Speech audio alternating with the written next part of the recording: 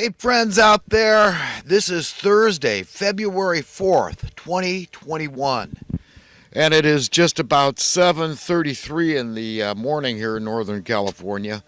And as usual, I'll talk about a few different things today. Uh, you know, the main reason I bother putting out this video series is because I genuinely give a damn. I mean, it really is that simple. And, it's not only an altruistic motive I'm talking about here, but it turns out that doing altruistic things, thinking altruistic thoughts, speaking altruistic words, and behaving in an altruistic way turns out to be selfish as well. It's kind of the way God made the dynamics of the whole thing. This business about attaining happiness. It's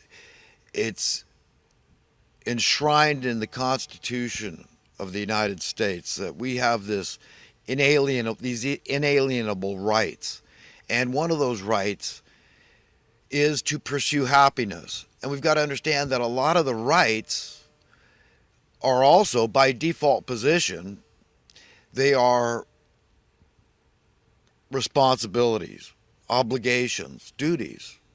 So I have an obligation to seek to attain a sense of real, true, genuine happiness, as opposed to the other kind that we all know is out there, that's based on ephemeral, fleeting things, materialism, money.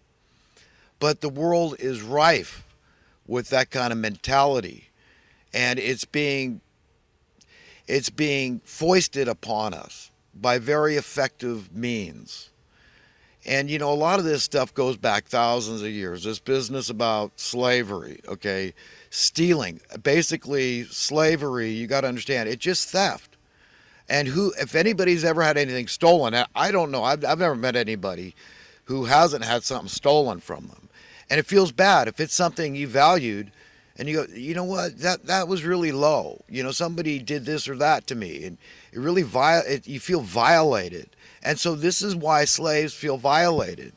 But you see, they've had to take different roads. They've had to use different methods of operation, MOs, to get the job done, because they can't be as blatant as they used to be, right? We know that, there's powerful laws against slavery, as of course there should. I mean, if somebody's, what are you talking about here? You're gonna hold me hostage? You're gonna make me serve you? And you're gonna give me a pittance to survive and keep me healthy? Just, not as a pet, not as a zoo animal, but as a worker to be productive. You're stealing my wealth. That the greatest asset there is in existence is the labor of a man.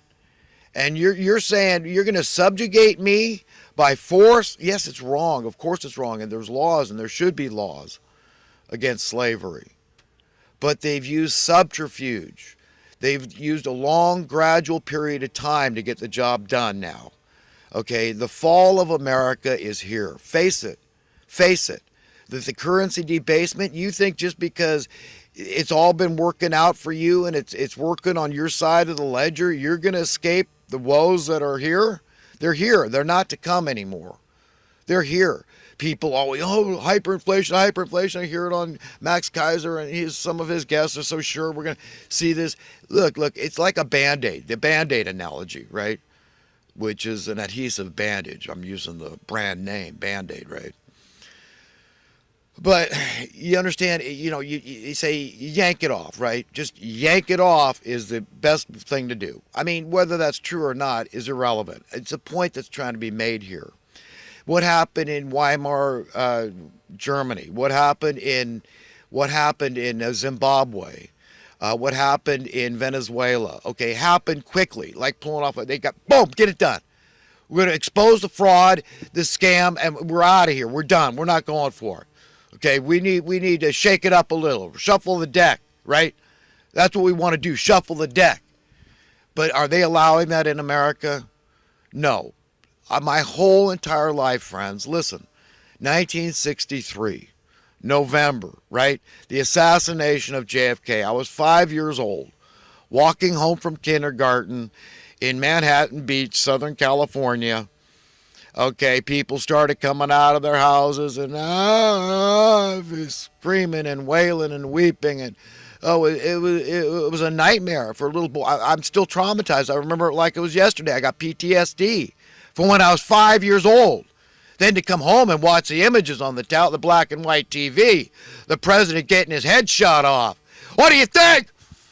This country's been going down the tube since then. Who did it? I don't know. All I know is we should ask Cui Bono, Latin for who stands to benefit here. Well, let's see. What was he doing that was so controversial? He was getting rid of the Federal Reserve. Even a hint of impropriety. This agency should be out of here. Gone, man. Gone. He was already circulating a new dollar, for God's sake. And I'm some radical, wild-eyed loon to suggest that possibility when the vast majority of Americans to this day don't believe the official story. And this is what the MSM puts out. Oh, truthers. Oh. You understand? I mean, look, I'm hamming it up a little for the camera.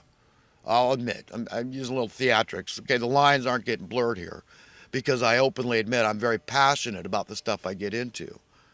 But I'm tired of it, friends. 5 years old. I'm 62 years old now. Do you understand? That's a long stretch of time I've had to witness this thing unfold. This bandage being pulled off. Okay? I'm over it.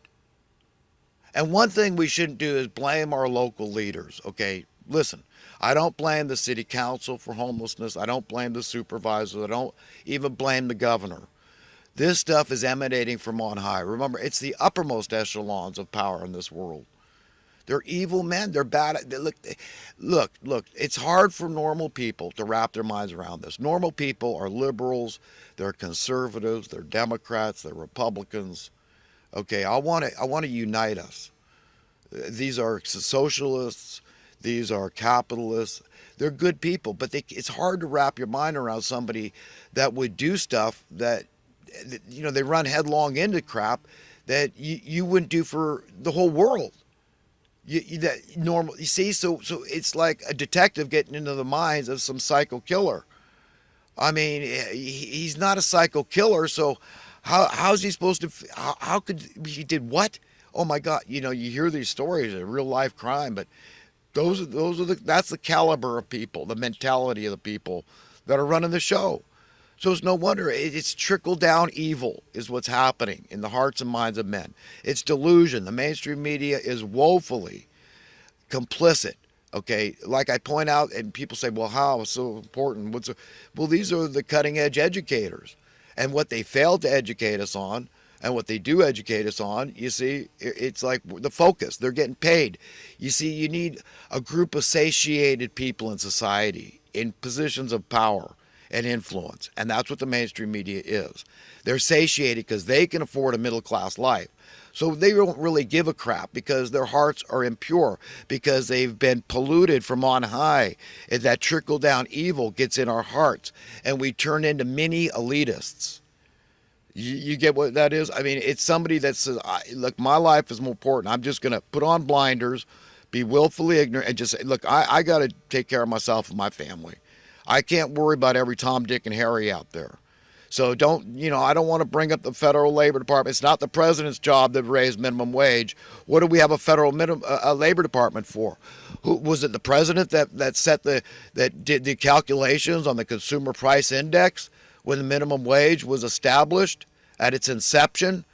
Was it him that calculated, said this is the standard of living we want for the American worker, the minimum standard of living?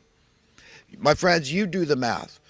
You tell me what minimum wage, just rough in your head. Let's say you're a minimum wage worker in San Francisco and you want to be a homeowner like you used to be in America in the 60s. One person working in the family, support the family, have disposable income, money to save, be a homeowner. Again, a homeowner in San Francisco. How much would you need? Or New York, Manhattan, let's say. How much would you need Do you understand why did we come up? You understand what I'm talking about? It comes back to slavery, how this happened over a long period of time. You understand? So do the math in your head, and you understand it's astounding. It sure as hell isn't $15 an hour. Bus drivers making well over 100 grand a year in the city of San Francisco cannot afford to be homeowners. So I don't know what you think about, 15 bucks an hour being high. Okay, but the labor department, the federal labor department is woefully complicit in this because they've obviously been deliberately remiss. It's a mathematical calculation. It's an inarguable, irrefutable fact. We're talking statistics. The cost of living, the consumer price index, is a calculable number. So they know if the cost of living went up or down. And if it goes down, then they need to adjust wages downward because the worth of their dollars keep going up, and they're still getting richer even though you gave the federal minimum wage workers a pay decrease. It's a two-way street. I'm trying to be honest and on the up and up, but I'm trying to convince people to think for yourself. Am I a radical wild-eyed loon? You decide. Or am I somebody that knows his stuff, that's actually researched it? I mean, I actually read through the minutia of Adam Smith's book, The Wealth of Nations. And if you're going to do it, then I highly recommend this edition. Okay, it's unmistakable. Just you can look for it online, but don't get any other one. This one's hard enough to read, but you find tidbits, nuggets in there, and you just feel enlightened. Yeah, I knew this. You feel empowered. You know the truth, the whole truth, and nothing but the truth about capitalism. And you're not going to be BS by anybody. There's a little thing called supply and demand, which is an integral aspect, hallmark of true capitalism. And the evidence that you've got true capitalism working in your society is that the worth of your dollar gradually goes. It doesn't matter how slow. Nobody cares. Hey, people want stability. They want security. And if they see that dollar going up in worth even just a little bit, their sense of financial security is going up, and they're happy. They're satiated. They're satisfied. Okay? But if the opposite is happening, then the opposite is happening in their minds. Their psyche is affected. They feel insecure. They're going into fear, and they see it keep increasing, and nobody's doing anything. There's no checks and balances. There's no oversight. Nobody's doing nothing. What's supposed to happen to your dollar is what happened to your dollar relative to the VCR, where in the 80s, nobody could afford to buy one. $1,000. A early 80s money, down payment on a freaking house. Virtually, fixer-upper, for sale, something like that. Sure. People used to rent them. And then by the mid-90s, there were $50 on sale of mid-90s money. By then, it had been debased. Ronald Reagan's policies. He was lenient with the bankster regulations and all that. So things started to go to hell under Reagan. Jimmy Carter was a good guy, but you know what? I mean, he was out. So it's Democrats and Republicans that have done this to us. Not all of them. It's a generalization. There's always exceptions. And it's conservatives and liberals that call them, there's words, just words. Socialists and capitalists have done this to us. They've all colluded, okay? And they're stupid because they're starting to see. I mean, in 2008, they started to see when 90% of the American people opposed the banker bailout. They go, wait a minute, these people aren't just incompetents, dumbasses. These are well-educated people. They knew what they were doing, and we the people see this as fraud. This is corruption. These are criminals. Don't bail them out. But Obama was very instrumental, and I still got to hear people vaunting Obama. What are they? People are insane. Okay, you're worthy of criticism. Doesn't matter the color of your skin, because you'll never see anyone gush over Martin Luther King Jr.